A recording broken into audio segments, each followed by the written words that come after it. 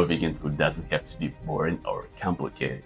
In this masterclass, I'm breaking down 4 roasted classics that are easy, colorful, and actually make sense. Chocolate ice cream, the blue smoothie bowl, nutty granola, and summer fruit cake. They're simple enough for beginners, and they're familiar enough, even kids love them. Hey, I'm Zhenya. I've been a raw vegan since 2021. Over the last year, I've been creating and refining original raw vegan recipes from scratch, learning what actually works and what doesn't. This video is here to save you time, unpacking dozens of hours of trial and failed attempts into one masterclass, so you can take those ideas and make them on your own, like a professional, not by guessing. Even you've seen those videos on my channel before, this video shows how they connect. You're not memorizing recipes, you're actually building real understanding and practical skills.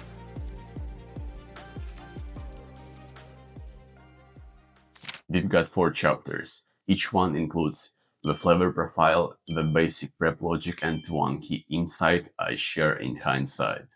Ice cream opens the door. You're welcome.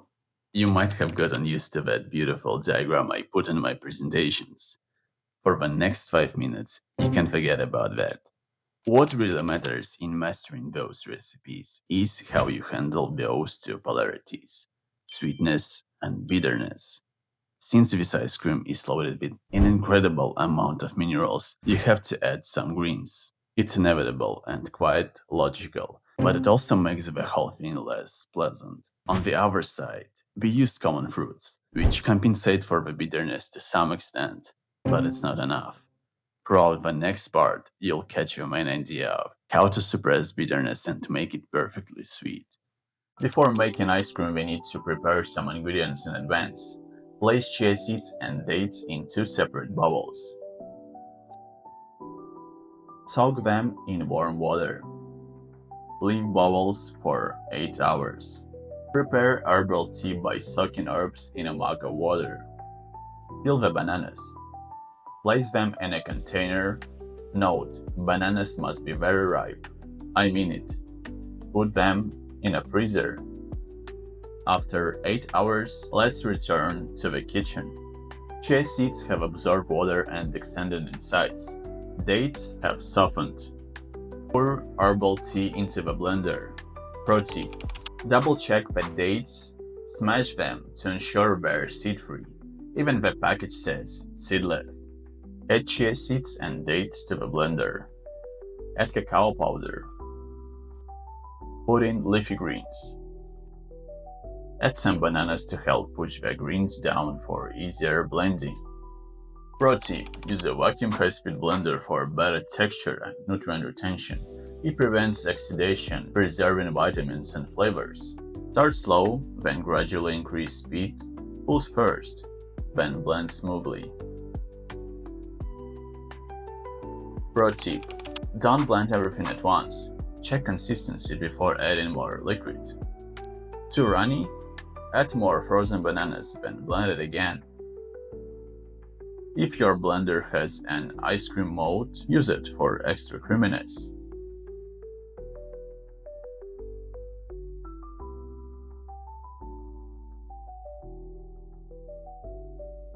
Pour that cream into a bowl or store it for later. I prefer eating it fresh for a creamy texture, but if you want a firmer consistency, freeze it for a few hours. Pro tip: how to prevent crystallization. Use an airtight container to prevent it. Pro tip: how to scoop frozen ice cream. Let it sit at room temperature for 5–10 minutes before scooping, or use a warm spoon.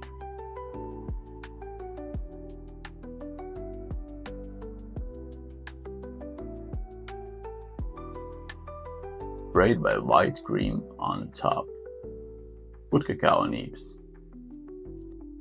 It's finally done. Have you noticed that ice cream is basically based on the smoothie we made? I mean, it's not mandatory to take it all the way to the last step and freeze it. The smoothie itself is incredibly yummy.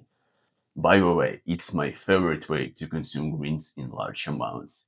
Cacao and dates make the bitterness completely invisible. Now I can score this recipe at 8 in a scale from 0 to 10. To make it at 10, consider organic bananas, fresh dates instead of dried ones, and cacao naturally saturated in fats. Those small tweaks make a difference you probably weren't even aware of. The smoothie I'll show you next is supposed to support muscle growth. Let's continue. If you played with sweetness and bitterness while making the ice cream, the uniqueness of this tasteful smoothie lies in another dimension. It's sweet, it's smooth. What else can you expect from a smoothie? Layers. The toppings I'll show you at the end of this part are what separate beginner smoothies from professionals. Soak your flax seeds overnight, or at least for 8 hours. Prepare your fruits and seeds.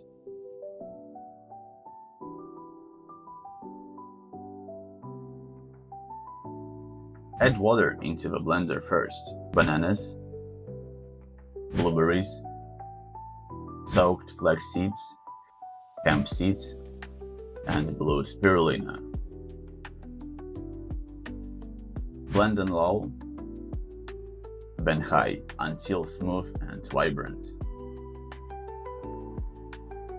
Pour into your favorite bowl or shaker. Banana slices, extra seeds, dried berries, coconut. Done. A creamy, protein-rich blue smoothie without any weird powders. As you saw, I used blue spirulina intentionally to get that blue color there. I think I slightly overdid that with blueberries. The taste was fine, but visually it could have been more appealing. Next up, granola. I designed this to lean slightly more earthy than sweet, so it feels satisfying instead of candy-like. Since we make a granola recipe, the texture is primarily crunchy. Alright, now let's hit the food prep steps. All the recipe lies in mixing ingredients in right proportions. It won't be messy. Take a medium bowl. Combine sprouted wheat, sprouted buckwheat, raisins, goji berries, dried apple sticks, hemp seeds, and shredded coconut. Note, the dry mix can be easily stored for the moments when you're exhausted enough to stay in the kitchen no longer after a dynamic working day. I know what it is, it happens to me quite often. Next, pour coconut water over the mix. Stir gently until everything is coated evenly. There are 3 directions you can take with the recipe. Enjoy it in its natural state, as you just saw. Dehydrate the mix in the oven at 115 degrees for 10-12 hours to get crunchier clusters and extended shelf life, or use a dehydrator for the same purpose. I'll go with the first one, and a bit later you'll find out why. Right now it feels especially intriguing for a recipe that's completely free of oils and added sugar. I am eager to refresh my taste buds after a 1-week break. Let's do it now. This one was trickier than it looks. Even without swapping the ingredients, feels intuitive at the first sight. Everything here was designed around sprouts to support digestion. More sprouts, fewer nuts. Get some apples on the table. This pretty cake will make this masterclass complete. Our flavor target lies into the right balance between sweetness, sourness, and earthiness. The nutty layer.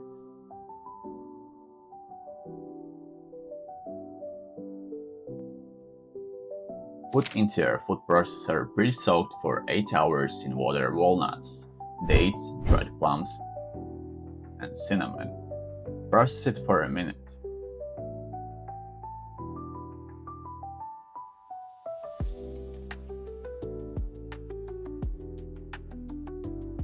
Incredible. Useful tip.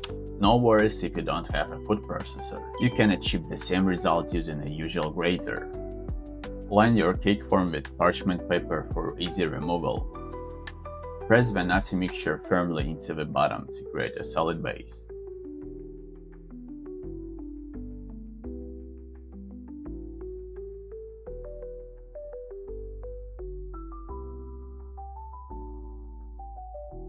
Awesome!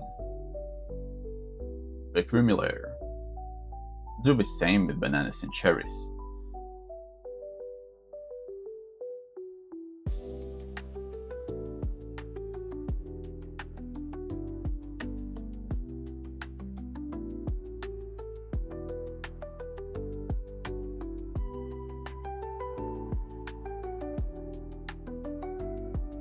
By the way, I am a type of person who doesn't taste food meantime, not to turn up digestion so soon.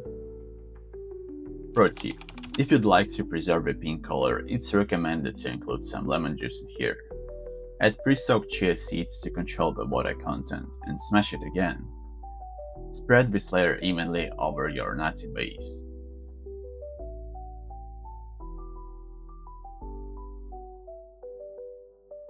Roast what you've got for about 30 minutes. Toppings. In apple and banana slices, give it a fresh fruity look.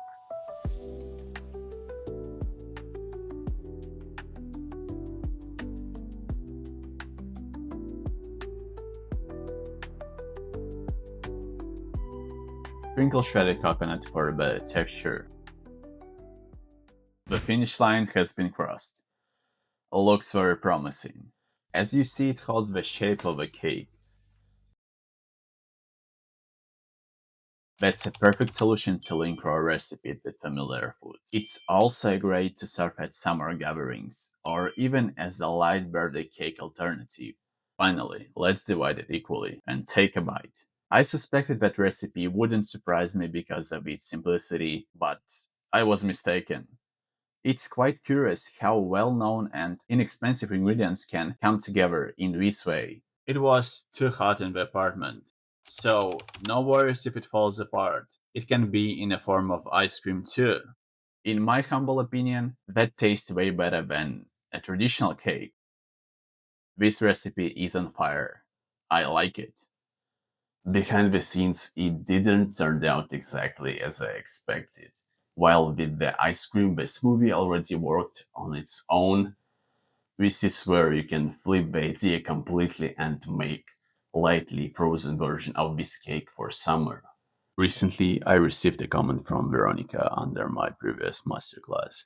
I asked her to share her favorite sweeteners, excluding dates. She's allergic to them, so it made me doubly curious about possible alternatives. Here is her reply. Such an interesting topic. I've never spoken about that on my channel before.